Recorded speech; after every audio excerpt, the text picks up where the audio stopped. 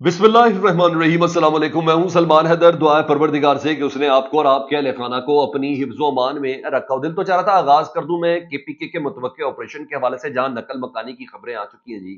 जी हाँ, 3 जगहों से नकल मकानी का आगाज भी हो चुका है। कितने खानदान वहां चले गए और क्या यह ऑपरेशन जो है केपीके की हुकूमत की नोडिंग के साथ हो रहा है या कि नहीं हो रहा है?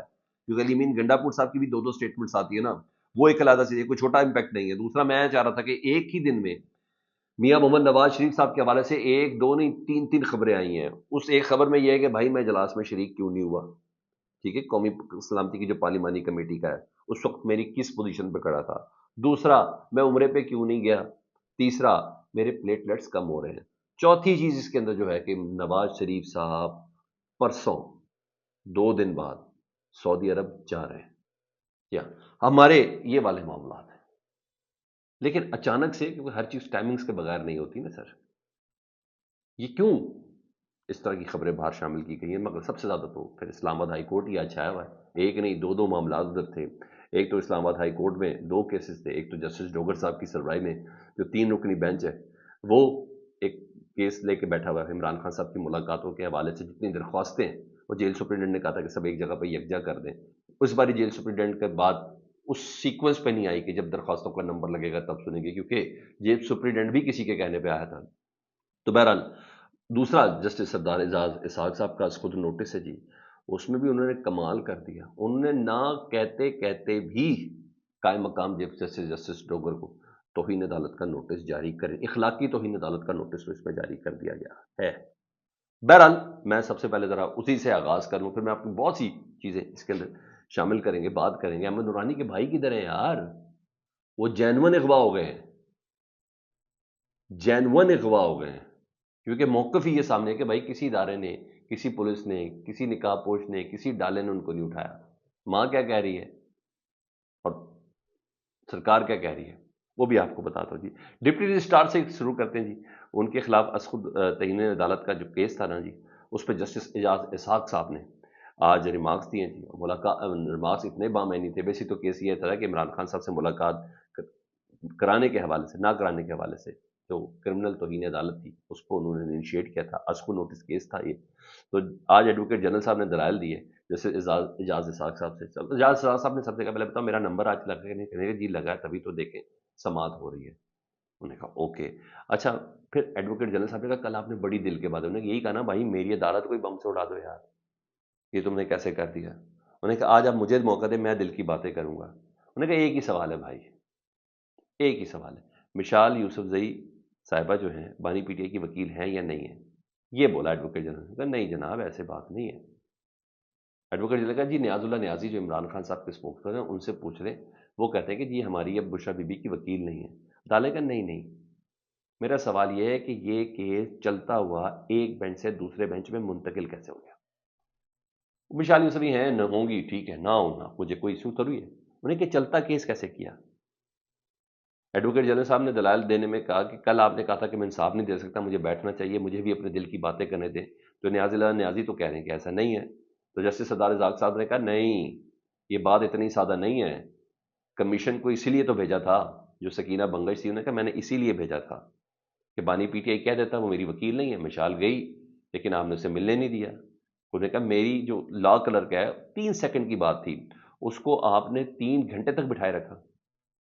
ये बात ऐसे नहीं है। उन्होंने कहा वंस फॉर ऑल ये मैसेज क्लियर करना चाहता हूं, वंस फॉर ऑल ये कहना चाहता हूं। उन्होंने कहा ताकि हम सीखें, मेरे कुलीग्स हमसे सीखें, हम क्या करना चाहिए।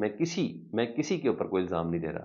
उन्होंने कहा इस केस में 37 केसेस जेर इल्तमाम। उन्होंने कहा 7,000 भी हो जाए, 10,000 केसेस भी हो जाए, तब भी मुझे किसी किस्म की कोई प्रॉब्लम नहीं है। उन्होंने कहा तमाम फ्रीकैन को नोटिस देकर सुना, मैं इसका जवाब पूरा लिखूंगा। उन्होंने कहा ऑर्डर दरख्वास्त के तहत नहीं दी जा सकती, ऑर्डर के मुताबिक दरख्वास्त गुजार ने अपनी सजा पर जोर नहीं दिया, लेकिन इसके बावजूद सजा मान भी ली गई। दार साहब साहब ने रिमार्क दी कि जिनका जज का एहतसाब अवाम करती है, जज का एहतसाब कोई और नहीं करता। इस कार्रवाई का मकसद लोगों को आगाही देना है। कार्रवाई का मतलब हाई कोर्ट को मजीद शर्मिंदा करना नहीं है। मैं हमेशा कहता हूं कि जज का एहतसाब पब्लिक करती है। तौहीन अदालत वही जज सुनता है जिसके ऑर्डर की खिलाफ वर्जी हो। मैं अपने या अपने कोलीग्स के लिए कोई नाखुशगवार याद नहीं छोड़ना चाहता, बात नहीं छोड़ना चाहता। उन्होंने कहा चाहे तो मैं आपको बता दूं कि ये हुक्म अदूली हुई है।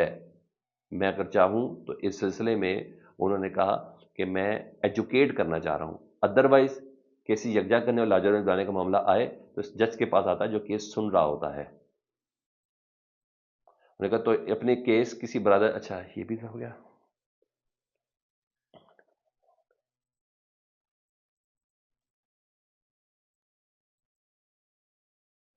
اور سب سے بڑی بات یہ کہ جی ایڈوکیٹ جنرل اسلام آباد صاحب نے نا جسٹس سردار اعجاز اسحاق صاحب کی عدالت میں تسلیم کیا کہ سی بی سی کی جس سیکشن 24 کے تحت کیس لارجر بینچ کو منتقل کیا گیا اس چیک کے تحت یہ آرڈر کیا ہی نہیں جا سکتا. یعنی ایڈوکیٹ جنرل بول رہا ہے کہ ہمارا جو قائم مقام جج ہے نا، چیف جسٹس ہیں جسٹس ڈوگر صاحب، انہوں نے غلط اقدام کیا ہے. بہرحال اب انہوں نے ڈیٹیل فیصلہ دینا ہے، بہرحال وہ اپنی ججمنٹ پوری لکھیں گے. تو انہوں نے کہا اگر کوئی اور ہوتا، میرا کولیگ نہ ہوتا، تو یہ کرمنل توہین عدالت کا کیس تھا، لیکن میں اپنے کولیگس کو امبیرس نہیں کرنا چاہتا. تو سر اس حد تک آج جسے کہتے ہیں نا ہوا میں اڑائی گئی ہیں. دوسری طرف جی عمران خان صاحب کی نا جیل ملاقاتوں سے متعلق درخواستوں پر اسلام آباد ہائی کورٹ کا جو لارجر بینچ ہوا نا اس کی بھی سماعت ہوئی ہے. چیف جسٹس صاحب اس کی سربراہی کر رہے تھے جی. ارباب محمد طاہر صاحب، جسٹس محمد اعظم صاحب اس بینچ کے اندر شریک تھے. تو سپرنٹینڈنٹ جیل مکر گیا جی. انہیں جیل عبد الغفور انجم صاحب نے عدالت کے سامنے پیش ہو کے بتایا کہ عمران خان صاحب کی تو ہم آؤٹ آف شیڈول ملاقاتیں کرواتے رہے ہیں اور جیل مینول کے علاوہ بھی ملاقاتیں کرواتے رہے ہیں. انہوں نے کہا اچھا ایسی بات ہے تو پھر ریکارڈ لے کے 24 تاریخ کو پہنچ جاؤ. یہاں یہ بات سماعت ہوئی. لیکن ادھر جسٹس اسحاق صاحب نا وہ چوکے اور چھکے مسلسل لگاتے ہوئے نظر آ رہے ہیں. اس کے علاوہ جی جو خبر میں نے آپ کے ساتھ شیئر کرنی تھی، اچھا اس کے علاوہ میاں محمد نواز شریف صاحب کے حوالے سے نا خبر ایک باقاعدہ ذرائع کے ذریعے چلائی گئی ہے. اچھا اس خبر کے مطابق نا سابق وزیر اعظم اور قائد مسلم لیگ نون جو ہے نا میاں محمد نواز شریف صاحب کی طبیعت بہت زیادہ ناساز ہو گئی ہے جی، اور انہیں ڈاکٹرز نے مکمل آرام کرنے کا مشورہ دیا ہے. اور ڈان نیوز کی خبر کے مطابق وہ کہتے ہیں کہ سابق وزیر اعظم نواز شریف کی طبیعت بگڑ گئی ہے اور ذاتی معالج ڈاکٹر عدنان روزانہ کی بنیاد پر نواز شریف صاحب کا معائنہ کر رہے ہیں. اور ڈاکٹرز نے قائد مسلم لیگ نون کو ہوائی سفر کرنے سے منع کیا. اچھا یہ بڑی ٹائمنگز اہم ہوتی ہے، اس کی میں ٹائمنگز کے ساتھ اٹیچ کروں تو پھر آپ کو صالح ظفر کی خبر بھی ساتھ ہی آ جائے گی نا. انہوں نے کہا وزیر اعظم شہباز شریف کے بڑے بھائی رمضان المبارک کا آخری عشرہ سعودی عرب میں جا کر میں گزارتے ہیں عام طور پر. اس بار میاں محمد نواز شریف صاحب کی خواہش تھی کہ وہ ارض مقدس پر ماہ سیام کا آخری عشرہ گزارے، لیکن ان کے معالج نے انہیں ہوائی جہاز کا سفر کرنے کی اجازت نہیں دی ہے. ٹھیک ہے جی.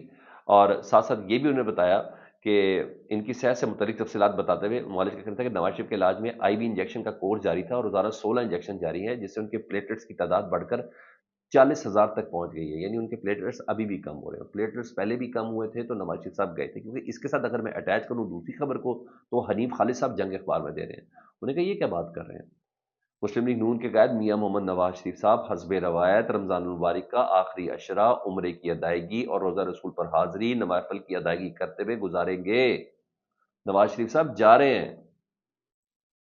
یہ تو خبریں ہم نے دوسرے اخباروں میں تو جیسے نہیں کہ نواز شریف صاحب جا رہے ہیں.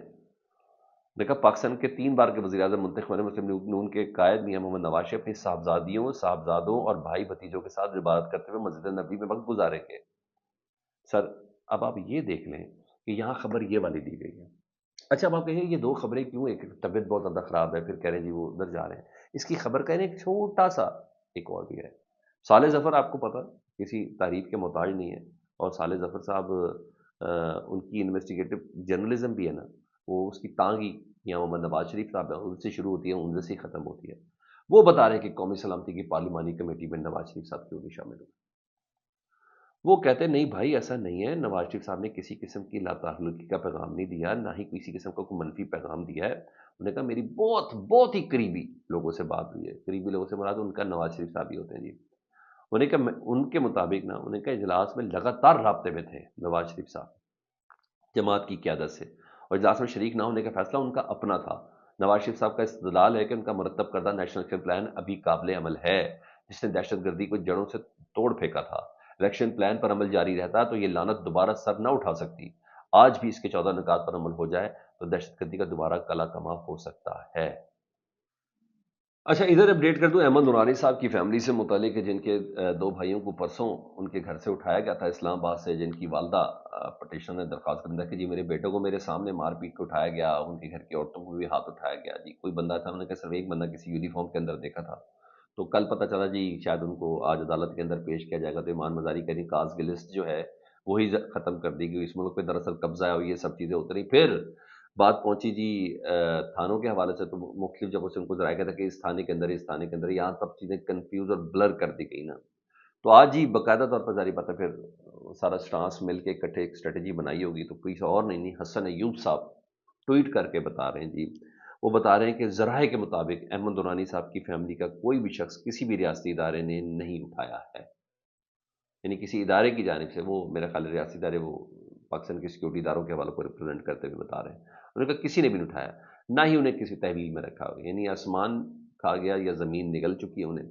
اور انہوں نے کہا بظاہر ان کے بھائی وغیرہ یا تو خود ہی روپوش ہو چکے ہیں، کہ جس کا الزام اداروں پر عائد کیا جا رہا ہے. ایسی کوئی خبر بھی نہیں ہے کہ ان کو کسی ریاستی ادارے نے. بھائی ماں کہہ رہی ہے میرے سامنے بیٹوں کو مار کے گئے ہیں، ٹھیک ہے، خیر ہے، حسن ایوب صاحب اگر کہہ رہے ہیں تو ان کی بات میں مان لیتا ہوں، لیکن میری سمجھ میں نہیں آتی کیونکہ 3 سال کی ہسٹری ہے ایک، اس کی طرف دیکھوں گا تو حسن ایوب صاحب کی بات میں مجھے صرف اور صرف ہنسی آتی ہے. لیکن وہ کہہ رہے ہیں تو میں جان بوجھ کے بھی، چاہ کے بھی، میں اگر اس کے ماننے کی کوشش کروں تو میری سمجھ میں نہیں آ رہی جی بات. اب ہم اس آپریشن سے متعلق کی. خیبر پختونخوا کے ضلع ڈی آئی خان کے علاقے لوئر کرم میں مسلسل دہشت گردی کے پیش نظر آپریشن کرنے کا فیصلہ کر لیا گیا ہے. ٹھیک ہے جی. ان خبروں کے ساتھ جی کہ وہاں اب ممکنہ آپریشن شروع ہونے کی وجہ سے علاقہ مکینوں نے نقل مکانی کا آغاز بھی کر دیا ہے. جو رپورٹ ہے اس کے مطابق ڈی آئی خان کے لوئر کرم میں ممکنہ آپریشن شروع ہونے کا امکان ہے، اور آپریشن کی وجہ سے علاقہ مکینوں نے نقل مکانی شروع کی ہے. چار خیل، ڈاڈا کمر، مندوری اور اوچھت میں آپریشن سینیٹائزیشن یعنی پاک کرنے والا آپریشن، اس کا فیصلہ کیا گیا ہے. ضلع انتظامیہ کے مطابق گزشتہ روز تقریباً 178 گھرانے علاقہ چھوڑ کے جا چکے ہیں. نقل مکانی کرنے والوں کے لیے ہنگو میں کیمپ بنائے گئے ہیں. زیادہ تر گھرانے کوہاٹ، ہنگو، دوابہ، پشاور سمیت دیگر علاقوں کی طرف جا رہے ہیں. تھرائے نے مزید دعویٰ کیا کہ آپریشن کا فیصلہ اس علاقے میں جاری ہے جہاں مسلسل دہشت گردی کی وجہ بڑی ہے کیا گیا ہے. لوئر پورم، بگن، مندوری، اوچھت میں گزشتہ 3 مہینوں سے شرپسندوں نے متعدد کارروائیاں کی ہیں. تو سر غیر اعلانیہ لیکن ذرائع کے ذریعے بتا دیا گیا کہ آپریشن ہو رہا ہے ان جگہوں پر. یہاں میں ایک بات بتاؤں، یہاں آپریشن بنتا ہے، یہاں کس سے گفتگو کر رہی ہیں یار؟ پاکستان کی سڑک ہی بند کر دی ہے بیچ میں. 3 4 مہینے سے ادھر خوراک ادویات کا مسئلہ ہے، ادھر سے ڈپٹی کمشنر گزرے تو اس کو گولی مار دو. ایسے لوگوں کو نیست و نابود ہی کرنا ہے نا سر جی، کیا کرنا ہے؟ تو یہاں آپریشن بنتا ہے، میں اس کی حمایت بھی کرتا ہوں، لیکن اس سے پہلے علی مین گنڈا پور صاحب یہ نہ کرنا ہے ہم کسی قسم کے آپریشن کو سپورٹ نہیں کریں گے، اجازت نہیں دیں گے. بھائی بتائیں ساتھ ساتھ کہ یہاں اجازت ہے، یہاں ہم کر سکتے ہیں، یہ سب چیزیں ہیں. مگر جب یہ خبر آتی ہے نا پھر دکھ ہوتا ہے کہ آپ کی پھر وہی بڑھ گئی ہیں، آپ کے کول اور فیل میں تضاد نہ ہو. میں مان ہی نہیں سکتا آپ کو بتایا بغیر اس آپریشن کی تیاری نہ ہوئی، آپ کو لوپ میں لیے بغیر نہ ہوا. جب آپ ایک جگہ پہ کہہ رہے ہیں کہ آرمی چیف مجھ سے پوچھ کے بات کرتے ہیں، ہماری ضروریات کا خیال رکھتے ہیں، ہمارے معاملات کے اوپر نظر رکھتے ہیں، تو سر یہ بات میں ایسے تھوڑی مان سکتا ہوں. کیا خیال ہے؟